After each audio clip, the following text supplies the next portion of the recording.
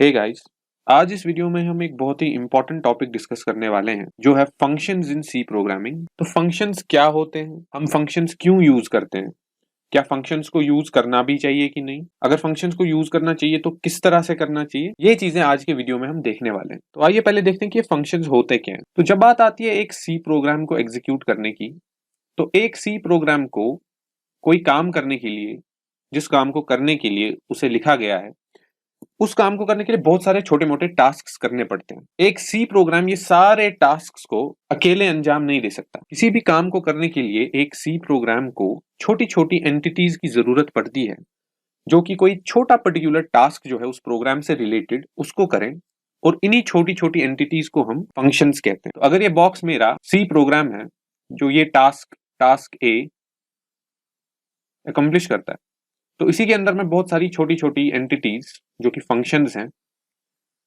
उन्हें बनाऊंगा, और ये फंक्शंस अपने छोटे मोटे टास्क कंप्लीट करेंगे जो कि अल्टीमेटली मुझे मेरा मेजर टास्क अकॉम्प्लिश करने में हेल्प करेंगे।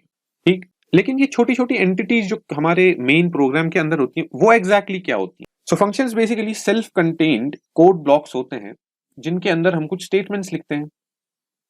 फॉर एग्जाम्पल, मेरे पास एक कोड ब्लॉक है, इसके अंदर मैं कुछ स्टेटमेंट्स लिखूंगा, उन्हें एग्जीक्यूट करूंगा, और ये फंक्शन इस काम को अंजाम देगी। ठीक है, तो ये पर्टिकुलर ब्लॉक ऑफ कोड जो मेरा है, मेरे प्रोग्राम में एक फंक्शन बन जाती है। तो आइए मैं बातों में आपको ज्यादा गोल गोल नहीं घुमाता हूं, डायरेक्टली देख लेते हैं फंक्शंस को।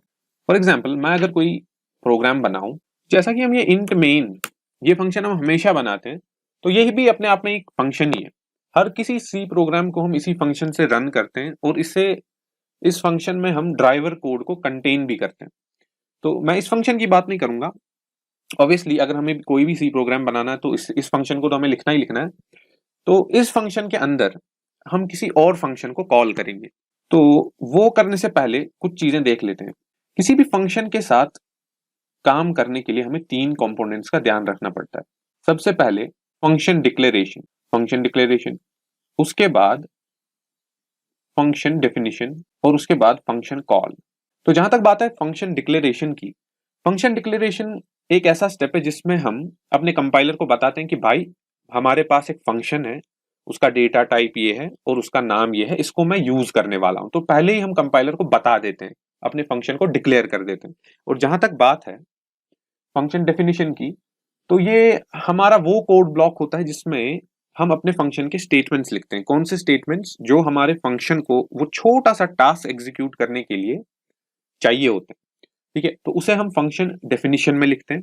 और जहां तक बात रही फंक्शन कॉल की, उसे हम अपने मेन फंक्शन के अंदर एक स्टेटमेंट के थ्रू अपने इस फंक्शन को कॉल करते हैं। ठीक है ना? तो उसे फंक्शन को कॉल करना कहते हैं। अगर आप फंक्शन को डिक्लेयर कर रहे हो और डिफाइन कर रहे हो, तो आपका फंक्शन बस डिक्लेयर और डिफाइन ही होगा, वो एग्जीक्यूट नहीं होगा। उसे एग्जीक्यूट करने के लिए आपको उसे अपने मेन फंक्शन में कॉल करना पड़ेगा। तो अब जाकर जो है हम एक एग्जाम्पल को देख लेते हैं इस पे अच्छे से। तो मेरा मेन फंक्शन तो यहाँ ऑलरेडी है, तो मैं क्या करूंगा, लेट्स से मैं यहाँ पर एक फंक्शन बनाता हूँ, और किसी भी फंक्शन को मैं डिक्लेयर कर रहा हूँ यहाँ पे। तो डिक्लेयर करने से पहले मैं उसका डेटा टाइप बताऊंगा। डेटा टाइप मैंने यहाँ वॉइड रखा है कि मेरा फंक्शन कुछ भी रिटर्न नहीं कर रहा। ठीक है, उसके बाद मैं फंक्शन का नाम लिखूंगा, लेट्स से इसका नाम मैं रख देता हूँ ग्रीटिंग। ठीक है, और यहाँ ब्रेसेस खोलूंगा, इसके अंदर मैं कोई आर्ग्यूमेंट्स पास नहीं करूंगा। आर्ग्यूमेंट्स क्या होते हैं और पास करना उन्हें, आर्ग्यूमेंट्स को पास करना क्या होता है वो भी हम आगे देखेंगे। यहाँ पे मैं कुछ भी नहीं करूंगा, सेमीकोलन लगा दूंगा, और ये मेरा, अरे वाह वाह वाह, ये मेरा फंक्शन डिक्लेरेशन है। ठीक है, तो मेरी फंक्शन यहाँ डिक्लेयर हो चुकी है। लेकिन फंक्शन को कॉल करने से पहले मुझे उसे डिफाइन भी करना है। तो फंक्शन डिक्लेरेशन का फायदा ये है कि अब मैंने इसको जो डिक्लेयर कर दिया, मैं इसको अपने मेन फंक्शन के बाद भी लिख सकता हूं। ठीक है ना? तो मैं इसको यहाँ पे लिख लेता हूं, मैं फंक्शन को डिफाइन करता हूं। तो फंक्शन को डिफाइन करने के वक्त भी मैं यहाँ पे डेटा टाइप लगाऊंगा और फंक्शन का नाम लिखूंगा। ठीक है ना? और अब मैं यहाँ पर ये ब्रैकेट्स लगाने के बाद अपने ब्रेसेस ओपन करूंगा, और इन ब्रेसेस के अंदर मैं अपना कोड ब्लॉक लिखूंगा। वो सारे स्टेटमेंट्स लिखूंगा जो मुझे इस फंक्शन के थ्रू एग्जीक्यूट करवाने। तो फॉर एग्जाम्पल, मैं कुछ ज्यादा नहीं करना चाहता यहाँ पे, मैं बस क्या करना चाहता हूं, मैं ठीक है। तो मैं ज्यादा कुछ करना नहीं चाहता, मैं बस एक मैसेज प्रिंट करना चाहता हूँ। तो मैं यहाँ पे प्रिंटफ फंक्शन जो अपने आप में ही एक प्री डिफाइंड फंक्शन है, उन्हें भी हम देखेंगे अभी। और इसके अंदर मैं कुछ लिख देता हूँ, लेट्स से हेलो आपका स्वागत है। ठीक है, तो ये स्ट्रिंग मैं इसमें प्रिंट करा रहा हूँ और बस इतना ही। तो मेरा फंक्शन जो है मैंने डिफाइन भी कर दिया। यहाँ पे मैं इसको एक कमेंट लगा देता हूँ, यहाँ पे फंक्शन डेफिनेशन। फंक्शन डिफाइन हो चुकी है, डिक्लेयर हो चुकी है, अब बस कॉल करना बाकी है। तो फंक्शन को कॉल भी कर लेते हैं, कोई मसला है नहीं। यहाँ पे मैं कॉल करने के वक्त जो है हम डेटा टाइप नहीं लगाते हैं, डायरेक्टली फंक्शन का नाम लिखते हैं। अपने ब्रैकेट्स के अंदर कोई अगर हम वैल्यूज पास करना चाहते हैं, जो अभी हम आगे देखेंगे, वो लिखते हैं, लेकिन यहाँ पे मैं नहीं लिखूंगा। ये एक सिंपल सा सैंपल है, तो मैं यहाँ रिटर्न 0 कर दूंगा, क्योंकि इंट में इनका डेटा टाइप इंट है ऑब्वियसली, तो रिटर्न तो करना पड़ेगा। तो चलिए इसको रन कर देते हैं और इसको रन करता हूं मैं। तो हाँ, जैसे कि आप देख सकते हैं यहाँ पे हमारा कोड एग्जीक्यूट हो चुका है और कुछ भी नहीं हुआ, बस एक मैसेज प्रिंट हो गई है, हेलो आपका स्वागत है। ठीक है, लेकिन ये कोड एग्जीक्यूट कैसे हुआ? ठीक है, इसका मैकेनिज्म क्या है? सबसे पहले कंपाइलर ने देखा कि हमने एक फंक्शन डिक्लेयर की है। ठीक है, फंक्शन डिक्लेयर की है तो आगे जब हम फंक्शन को कॉल करेंगे तो कंपाइलर समझ जाएगा। हमारा मेन फंक्शन जो है उसके पास कंट्रोल जाता है और हमारा पहला ही स्टेटमेंट है मेन फंक्शन में ग्रीटिंग, यानी हम एक फंक्शन को कॉल कर रहे हैं। तो जब मैं इस फंक्शन को कॉल कर रहा हूं तो हमारी मेन फंक्शन, आप ऐसा मान लीजिए, कुछ देर के लिए सो जाती है और हमारा सारा कंट्रोल आ जाता है यहां पर। ये जो हमारी फंक्शन डेफिनेशन है इसकी पहली स्टेटमेंट पे, और ये एग्जीक्यूट होना शुरू हो जाएगी। जब ये एग्जीक्यूट होना शुरू हो जाएगी तो ऑब्वियसली अपना काम खत्म करके जो हमारा कंट्रोल है वापस अपनी मेन फंक्शन के पास जाएगा, वो अपनी नींद से उठ जाएगी और अगर कोई और स्टेटमेंट उसे एग्जीक्यूट करना है तो उसे एग्जीक्यूट करेगी, जो इस केस में रिटर्न 0 है। तो ऑब्वियसली जब हम इस कोड को रन करते हैं तो यहाँ पर कुछ भी नहीं, हमारा स्टेटमेंट आता है और 0 रिटर्न हो जाता है। ठीक है ना? तो ये तो बात हो गई फंक्शंस की, बट मैं ये काम जो है मुझे इसके लिए फंक्शन क्यों बनानी पड़ी, हम फंक्शंस को यूज क्यों करते हैं? ठीक है ना? मैं यही काम अपने मेन प्रोग्राम में भी तो, सॉरी, मेन फंक्शन में भी लिख के कर सकता था। अगर मैं यहाँ पे इसको हटा दूं या लेट्स से इसको मैं इस फंक्शन को कुछ देर के लिए मैं कमेंट कर दूं और यहाँ पर इसको भी कमेंट कर दूं और यहाँ पर इसे लिख दूं, जो स्टेटमेंट हमने फंक्शन में रखा था इसे डायरेक्टली मेन फंक्शन में रख दूं और रन करूं, तो भी कोई मसला नहीं है, हमारा आपका स्वागत है प्रिंट हो जाएगा यहाँ पे। ठीक है, तो इतना झंझट क्यों? ये तो एग्जाम्पल है, लेकिन हमें फंक्शंस को हमेशा यूज करना चाहिए। तो अभी मैं आपको बताता हूं हम फंक्शंस को यूज क्यों करते हैं। मान लीजिए कि मुझे कोई ऑपरेशन करनी है, कोई ऐसा टास्क करना है जिसके लिए मुझे बहुत सारी लाइंस ऑफ कोड लग रही हैं। तो यही टास्क अगर मुझे अपने प्रोग्राम में बार बार करना हो, ठीक है ना, मान लेते हैं 1 मिनट, 1 मिनट के लिए मान लेते हैं मेरे पास एक प्रोग्राम है। ठीक है, इस बॉक्स को मान लीजिए मेरा प्रोग्राम है, इसमें कोई कोड ब्लॉक है जो कुछ करता है, बहुत सारी स्टेटमेंट्स है, 500-600 लाइन से मैं कुछ अचीव करता हूँ और मुझे बार बार एग्जीक्यूट करना है। ठीक है, ये काम मुझे बार बार अपने प्रोग्राम में आगे जाके कहीं पे करवाना है। तो मैं क्या बार बार ये लाइंस कॉपी पेस्ट करता रहूंगा या बार बार ये लिखता रहूंगा? ठीक है, हो सकता है मैं ऐसा कर भी लूं, करते भी हैं लोग ऐसा, आप ऐसा कर सकते हैं, इसमें कोई प्रॉब्लम नहीं है, एरर नहीं आएगा, आपका काम हो जाएगा। लेकिन आपका कोड क्या रीडेबल होगा? क्या कोई भी प्रोग्रामर जो है आपके कोड को देखना चाहेगा? क्या आप खुद अगले दिन उस कोड को समझ पाओगे? नहीं।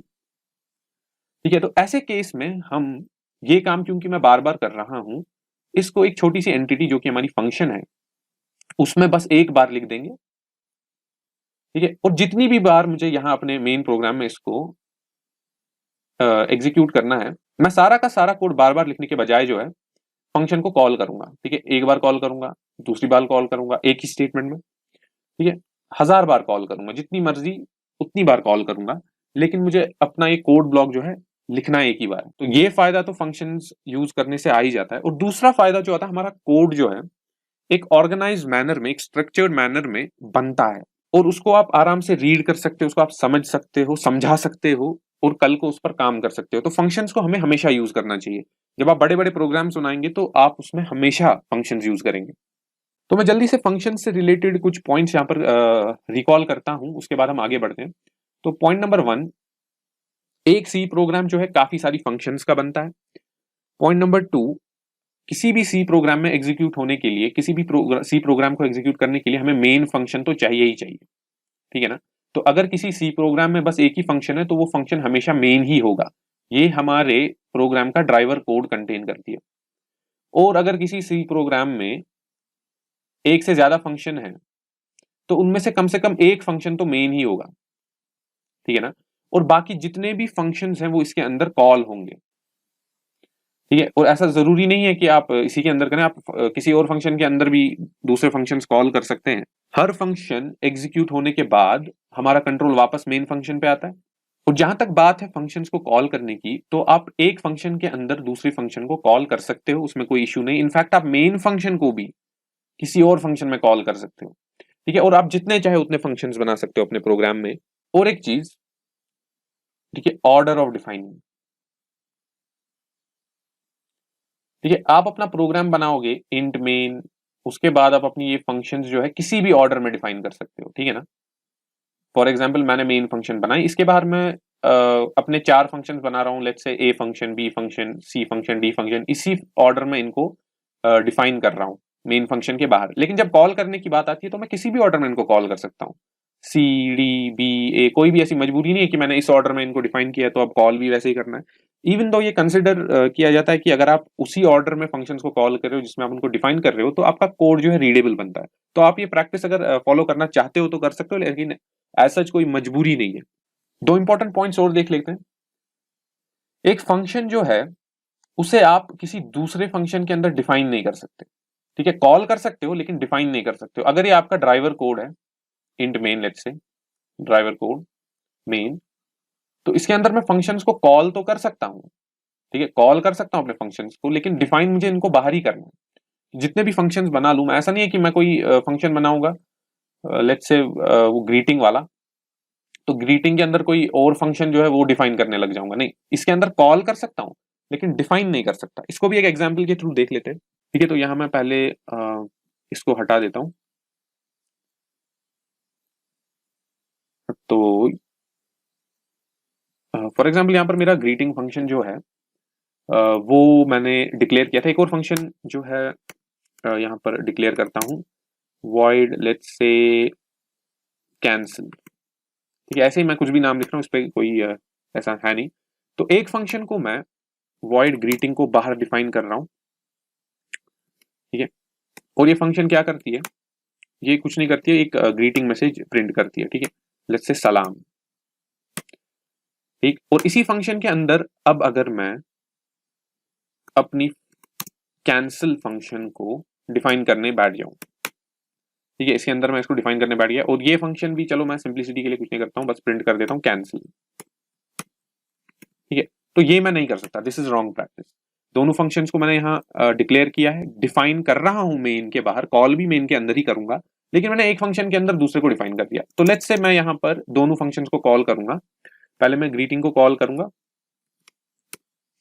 उसके बाद मैं लेट्स से कैंसिल को कॉल कर दूंगा और फिर 0 रिटर्न कर दूंगा। तो यहाँ पर एरर आ जाएगी, आप देख लेना। ये इसको मैं कंपाइल करता हूँ, ये देखिए एरर आ गई, ठीक है। तो ये सही तरीका नहीं है। इंस्टेंट मुझे क्या करना चाहिए था, ये वॉइड कैंसिल को मुझे बाहर ही डिक्लेयर करना चाहिए था, सॉरी डिफाइन करना चाहिए था। डिक्लेयर तो कर दिया था ऑलरेडी, डिफाइन करना चाहिए था, और अब ये कोड चल जाएगा, ठीक है। तो देखिए आराम से बिल्ड हो गया, कोई इशू है नहीं। और जब मैं इसको रन करूंगा तो सलाम सेल, देखिए पहली फंक्शन जो है सलाम, उसका कंटेंट भी प्रिंट हो गया। और दूसरी फंक्शन जो कैंसिल थी, पता नहीं मैंने उसके अंदर सेल क्यों लिख दिया, मैं देख लेता हूँ यहाँ पे। हाँ, कैंसिल के अंदर मैंने सेल लिख दिया था। खैर कोई नहीं, दोनों फंक्शंस बाहर मैंने डिफाइन कर दिए। तो फंक्शन के अंदर आप फंक्शन को डिफाइन नहीं कर सकते हो, कॉल कर सकते हो, ठीक है। तो ये चीजें हमें याद रखनी है। और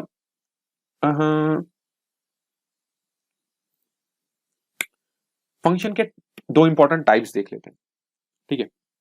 फंक्शन के दो इंपॉर्टेंट टाइप्स देख लेते हैं। फंक्शंस के दो टाइप्स होते हैं, एक होती है यूजर डिफाइंड फंक्शन और एक होती है प्री डिफाइंड फंक्शन, या आप इन्हें लाइब्रेरी फंक्शंस भी कह सकते हो। तो होती क्या, होती ये फंक्शंस ही हैं, बट इनको मैं डिफाइन नहीं करता, मैं बस इनको कॉल करता हूं। अपनी एग्जांपल में वापस आते हैं। यहां पर मेरी ये फंक्शन जो है ग्रीटिंग, मेरी ये फंक्शन जो है कैंसिल, ये सब यूजर डिफाइंड फंक्शन है, क्योंकि इनको मैंने डिफाइन किया, डिक्लेयर किया, कॉल किया। लेकिन इन्हीं फंक्शंस के अंदर दो फंक्शन, सॉरी, एक ही फंक्शन दो बार मैं लिख रहा हूँ, प्रिंट एफ। ठीक है ये भी एक फंक्शन ही, ये क्या करती है, जो भी आप इसमें वैल्यू पास करेंगे उसे स्क्रीन पे डिस्प्ले करती है ये फंक्शन। बट इसको डिफाइन कहां पर कर रहा हूं मैं तो ना इसको डिक्लेयर कर रहा हूं, ना मैं इसको डिफाइन कर रहा हूं, मैं बस इसको कॉल कर रहा हूं जब मेरी मर्जी हो। तो इसको कहते हैं प्री डिफाइंड फंक्शन या लाइब्रेरी फंक्शन। तो ये प्री डिफाइंड प्रिंटफ फंक्शन जो है, जिसे मैं जब चाहूं कॉल कर सकता हूं, ये मेरी इस लाइब्रेरी फाइल के अंदर डिफाइंड होती है। इसका कोड जो है वो लाइब्रेरी फाइल stdio.h के अंदर है। तो हम ऐसा क्यों करते हैं, क्योंकि प्री डिफाइंड फंक्शन एक कुछ ऐसी चीजें होती हैं जो हम हर प्रोग्राम में बार बार एग्जीक्यूट करते रहते हैं। तो ऐसा सेंस नहीं बनेगा कि इनको बार बार मुझे डिफाइन करना पड़ेगा, फिर डिक्लेयर करना पड़ेगा, फिर कॉल करना पड़ेगा। तो हम अपनी लाइब्रेरी फाइल्स के अंदर ही इनका कोड लिख देते हैं, उन लाइब्रेरी फाइल्स को यहाँ पर इंक्लूड कर देते हैं, और फिर हम बस डायरेक्टली उन्हें जब चाहे कॉल कर सकते हैं। तो काफी टाइप की प्री डिफाइंड फंक्शंस भी होती हैं, प्रिंटफ है, स्कैनफ है, और बहुत सारी फंक्शंस हैं जो हम आगे देखेंगे। तो ये तो हो गया फंक्शंस के टाइप्स। तो सी प्रोग्रामिंग में फंक्शंस को लेकर कुछ और चीजें हमें देखनी है, उसके बाद हमारे बेसिक्स जो है इसके कंप्लीट हो जाएंगे फंक्शंस के। तो हमारा जो चीज अब रह जाता है वो है पासिंग वैल्यूज और आर्ग्यूमेंट्स।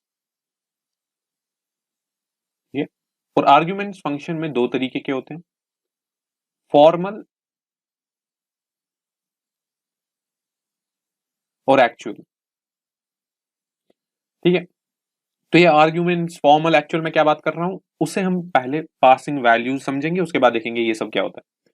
तो अभी तो मैंने एक आपने एग्जांपल देखी, मैंने एक सिंपल सा मेन फंक्शन बनाया था। लेट्स से ये मेन फंक्शन है। ठीक है, मैंने दो फंक्शंस बाहर डिफाइन किए थे, एक तो था कैंसिल, और लेट्स से क्या था उसका नाम, ग्रीटिंग। ठीक है ना। तो ये दोनों फंक्शन जो है अपने आप में ही सेल्फ कंटेन थे, और इनको मैं यहाँ पे कॉल कर रहा था। ठीक है, लेकिन अगर हम सोचें कि मेन फंक्शन और इन दो फंक्शंस के बीच में क्या रिलेशनशिप था, कुछ भी नहीं। मेन फंक्शन बस इनको ड्राइव कर रहा था, कॉल कर रहा था वहां पे, और ये एग्जीक्यूट हो रहे थे। ठीक है, एज सच मेन फंक्शन और इनके बीच में कोई रिलेशन नहीं था, और ना ही कोई कम्युनिकेशन था। ठीक है, और हमेशा चीजें इतनी सिंपल नहीं रहने वाली, हमेशा आप फंक्शंस को ऐसे ही जो है डिफाइन करके कॉल करते रहोगे तो आपके काम नहीं होंगे। ठीक है, कई बार आपको उनमें वैल्यूज पास करने पड़ेंगे, और वैल्यूज पास करने से मेरा मुराद क्या है, तब आपका मेन फंक्शन जो है, आपका मेन फंक्शन कम्युनिकेट करेगा इन यूजर डिफाइंड फंक्शन से। ठीक है, तो ये सब मैं क्या कह रहा हूं, just give me a moment. For example हमें एक फंक्शन बनानी है जो ऐड करती है, ऐड टू नंबर्स। ठीक है ना, आपको यूजर से वो दो नंबर्स लेने हैं, यूजर आपको दो नंबर्स देगा। ठीक है, num1 और num2। जब आप अपने इस फंक्शन को डिफाइन करोगे तो ऑब्वियसली आप इसका स्ट्रक्चर दोगे कि ये दो इनपुट्स ले सके और आपका सम करके आउटपुट दे सके। लेकिन क्या आपके इनपुट्स हमेशा सेम होंगे? क्या आप हमेशा सेम नंबर्स को ऐड करना चाहोगे? टू को ही टू के साथ ही ऐड करोगे, थ्री को थ्री के साथ ही ऐड करोगे? नहीं, आपकी जो इनपुट्स हैं वो वैरी करेंगे। ठीक है, और ये इनपुट्स जो है ये आप मेन फंक्शन में लोगे। मेन फंक्शन में आप अपने ये दो इनपुट्स लोगे, और मेन फंक्शन जो है वो कम्युनिकेट करेगी इस यूजर डिफाइंड ऐड फंक्शन के साथ।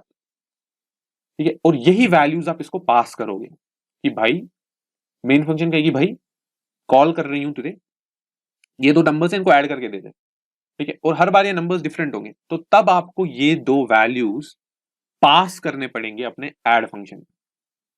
ठीक है, और तब जाके आपका ऐड फंक्शन एग्जीक्यूट होगा। और इन्हीं वैल्यूज को पास करने के लिए हमें फॉर्मल और एक्चुअल आर्ग्यूमेंट्स यूज करने पड़ते हैं। Formal arguments, actual arguments. ठीक है, तो जैसे कि हमने कुछ टाइम पहले एक अभी फंक्शन बनाई थी ग्रीटिंग, और मैंने यहाँ ब्रेसेस के अंदर कुछ भी नहीं लिखा था, डायरेक्टली अपना कोड ब्लॉक लिख दिया था। तो यहां पर मैं इनको पास कर रहा हूंगा, और जो चीजें हम पास करते हैं फंक्शन में उन्हें आप पैरामीटर्स भी कहते हो। ठीक है, पैरामीटर्स भी कह सकते हो। ठीक है, तो मैं यहां पर आता हूं, कचरा क्लियर कर देता हूं और अब मैं ये दोनों फंक्शंस को यहां से हटा देता हूं और अब हम देखेंगे ये आर्ग्यूमेंट्स होते क्या हैं, वैल्यूज को पास कैसे करते हैं। ठीक है, तो फॉर एग्जांपल मैं यहां एक फंक्शन डिक्लेयर करूंगा जिसका डेटा टाइप इस बार इंट होगा। क्यों? क्योंकि जब वो दो नंबर्स को ऐड करेगा तो उसे रिटर्न जो है एक आउटपुट करना होगा जो कि इंटीजर टाइप का हो। ठीक है, तो इंट, इसका नाम मैं रखूंगा सम। ठीक है, मैं यहां पर इसको 2m कर देता हूं, हो सकता है कोई प्री डिफाइंड फंक्शन हो इस नाम से, तो मैं कॉन्फ्लिक्ट नहीं चाहता, और यहां पर मैं इसको डिक्लेयर कर दूंगा। ठीक है, डिक्लेयर कर दिया, लेकिन अब मुझे यहां पे आर्ग्यूमेंट्स पास करने होंगे। ठीक है, तो यहां पर मैं दो आर्ग्यूमेंट्स पास करूंगा, इंट x और इंट y। ठीक है, तो इन आर्ग्यूमेंट्स को मैं क्या कहूंगा, क्योंकि मैं यहां पे फंक्शन को भी डिक्लेयर ही कर रहा हूं, तो इनको मैं कहूंगा, ये क्या आ गया, इनको मैं कहूंगा फॉर्मल आर्ग्यूमेंट्स। ठीक है, फॉर्मल आर्ग्यूमेंट्स है, अभी मैं फंक्शन को डिक्लेयर कर रहा हूं, डिफाइन नहीं कर रहा हूं। ठीक, और मैं पहले फंक्शन को डिफाइन ही कर देता हूं। चलो यहां पर इंट सम, और यहां फिर से मैं यहां पे इंट x और इंट y ही लिखूंगा, और यहां पे मैं इसका कोड लिख देता हूं। तो रिटर्न क्या करना है इसको, तो रिटर्न करना है इसको x प्लस वाई। ठीक है, जो नंबर्स लेगा उनका सम इसको रिटर्न करना है, और मेन फंक्शन के अंदर मैं अब इसको कॉल करूंगा। ठीक है, कॉलिंग फंक्शन, फंक्शन को कॉल करने के लिए डायरेक्टली इसका नाम लिख दूंगा, लेकिन वो सब करने से पहले मुझे एक यूजर से भी ये दो नंबर्स लेने हैं। तो यहां पर मैं दो इंटीजर टाइप के वेरिएबल्स डिफाइन करता हूं और एक मैसेज प्रिंट करूंगा, printf enter two numbers integers to be precise। ये दो नंबर्स मैं यूजर से लूंगा। अब क्योंकि मैं यूजर से लेने वाला हूं तो यहां पे scanf चलेगा 2 बार। ठीक है ना, scanf चलेगा 2 बार, &d करके यहां पे इसका एड्रेस दे दूंगा a का, और इसी तरह मैं दोबारा scanf चलाऊंगा,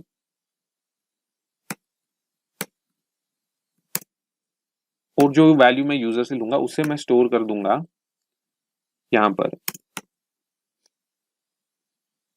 b के एड्रेस पे। तो पता नहीं है डॉलर साइन कहां से आ गया। ठीक है ना, तो अब दोनों नंबर्स मेरे पास हैं, और अब मैं अपनी फंक्शन को कॉल करूंगा। ठीक है, सॉरी ये कमेंट यहां से हटा देता हूं, इसको यहां पे डाल देता हूं। फंक्शन को कॉल करूंगा, सम फंक्शन को डायरेक्टली लिख दूंगा, और उसके अंदर मुझे पास क्या करना है, a और b। ठीक है ना, इस फंक्शन को जब मैं कॉल करूंगा तो ये जो आउटपुट रिटर्न करेगा वो भी तो मुझे कहीं ना कहीं पे स्टोर करना होगा। तो उसके लिए एक और इंटीजर यहाँ पे डिक्लेयर कर दूंगा सम टाइप का, और सम के अंदर ये डाल दूंगा। ठीक है, और फिर उसको मैं प्रिंट कर दूंगा,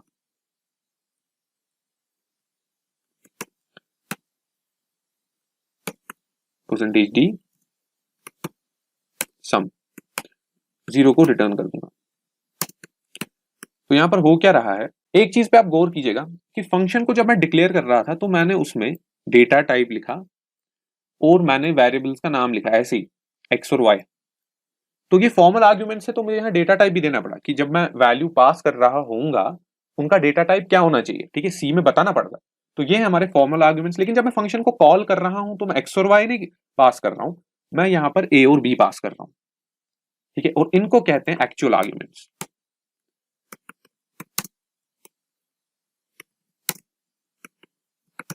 ठीक है, तो जब मैं फंक्शन को डिफाइन डिक्लेयर कर रहा हूं तो मैं एक किस्म का टेम्पलेट दे रहा हूं उसको कि भाई ये इस तरह के वैल्यूज तुम्हें मिलेंगे इंटीजर टाइप के, तो वहां पे इनको फॉर्मल आर्ग्यूमेंट्स कहते हैं। और जब मैं एक्चुअली में अपने वैल्यूज पास करता हूं जो कि यूजर से मैं ले रहा हूं, तो उनको मैं एक्चुअल आर्ग्यूमेंट्स कहूंगा, क्योंकि वो मैं फंक्शन कॉलिंग के वक्त उसको पास करता हूं।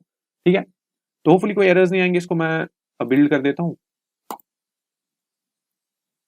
ठीक है, तो इसको अब रन कर देते हैं। एंटर टू इंटीजर्स कह रहा है, तो पहले मैं यहाँ पे 4 एंटर कर दूंगा, उसके बाद मैं 6 एंटर कर दूंगा, और 10 मेरा आउटपुट आ जाएगा। ठीक है, तो अब इस कोड को रन करने का क्या सीन रहा। होगा क्या, सबसे पहले हमारी लाइब्रेरी फाइल है ही, यहाँ पर एक फंक्शन डिक्लेयर होगी, कंपाइलर को बोला जाएगा यार आगे जाके मैं एक फंक्शन जो है इसे कॉल करने वाला हूँ जो कि उसका नाम ये है, ऐसे ऐसे आर्ग्यूमेंट्स उसमें है, तो जब मैं फंक्शन को कॉल करूंगा तो एरर मत देना, ठीक है, समझ जाना क्या हो रहा है।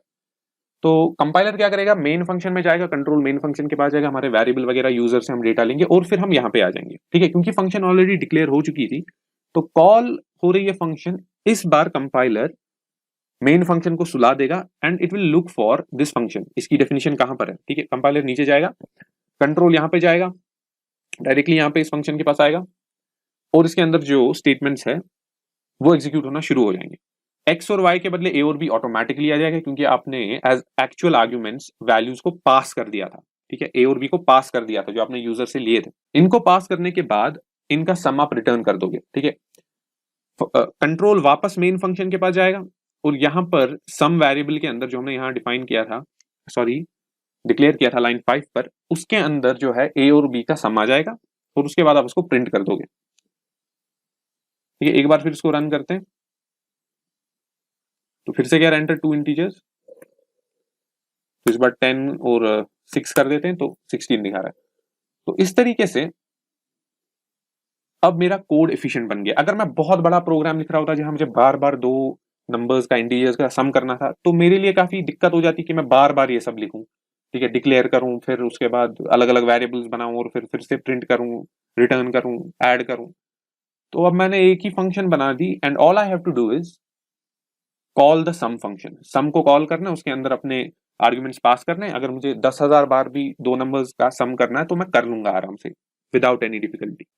तो एक और चीज जो हमारी रह जाती है उसे भी देख लेते हैं यहाँ पर, वो है ऑर्डर ऑफ पासिंग आर्ग्यूमेंट्स,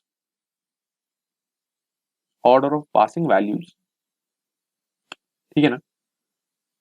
तो ये काफी सिंपल सी चीज है। फॉर एग्जांपल मैं फंक्शन को जब डिफाइन या डिक्लेयर कर रहा हूं तो मैंने एक फंक्शन लगा दी इंट टाइप की जो इंट रिटर्न करेगी, उसका नाम रख दिया लेट्स से कुछ भी कार, ये कोई अब यहाँ पे इतनी मजबूरी नहीं, तो यहाँ पे कोई मजबूरी नहीं है, कार नाम रख दिया और उसमें मैं फॉर्मल आर्ग्यूमेंट्स डाल रहा हूँ, एक इंटीजर टाइप का एक्स आएगा, एक कैर टाइप का वेरिएबल वाई आएगा और एक इंटीजर टाइप की वेरिएबल जेड आएगी और इसको मैं डिक्लेयर कर रहा हूँ, ठीक है। तो जब मैं वैल्यूज पास कर रहा होगा तो ऑर्डर मेरा इसी ऑर्डर में मुझे जो है वैल्यूज पास करने हैं। मैं कार को लेट्स से कॉल कर रहा हूं तो एक्स के बदले मुझे 3 ही डालना है, कैर के बदले मुझे एक कैरेक्टर डालना है लेट्स से ए और जेड के बदले फिर से इंटीजर डालना है, ठीक है। अगर मैं इसका उल्टा करूं, पास करने के वक्त मैं पहले ए डाल रहा हूं, ठीक है, फिर दो इंटीजर्स डाल रहा हूं तो एरर आ जाएगी, ठीक है। तो ये प्रोग्राम ठीक से काम नहीं करेगा। जिस ऑर्डर में आपने फॉर्मल आर्ग्यूमेंट्स दिए थे उसी ऑर्डर में आपको एक्चुअल आर्ग्यूमेंट्स भी देने चाहिए। अब यहाँ पर हमारी इस एग्जाम्पल में कोई ऐसा इशू आएगा नहीं क्योंकि दोनों आर्ग्यूमेंट्स इंटीजर टाइप के ही हैं, तो आप किसी भी ऑर्डर में दे सकते हो। बट जब आप बड़े बड़े फंक्शंस बनाओगे तो जिस ऑर्डर में अगर आप वेरियस डेटा टाइप्स मिक्स कर रहे हो, जो कि आपको करना पड़ेगा डिपेंडिंग ऑन सिचुएशंस, तो वहां पर आपको जिस ऑर्डर में आपने फॉर्मल आर्ग्यूमेंट्स दिए हैं उसी ऑर्डर में आपको पास भी करने हैं अपने वैल्यूज जब आप फंक्शन को कॉल करोगे, ठीक है। तो ये हमारा फंक्शन से रिलेटेड पूरा बेसिक क्लियर हो गया। तो फंक्शंस पे हम काफी काम कर रहे होंगे, आगे जाके वीडियोस में हम और डिस्कस करेंगे। फिलहाल के लिए इतना ही। आई होप आपने इस वीडियो से कुछ फायदा लिया होगा, आपके लिए यूजफुल रही होगी। अगर आपको ये वीडियो अच्छी लगी तो लाइक मार दीजिए, अगर आपको अच्छी नहीं लगी तो डिसलाइक मार सकते हैं। कोई सजेशन है तो कमेंट बॉक्स में डाल सकते हैं। Thank you.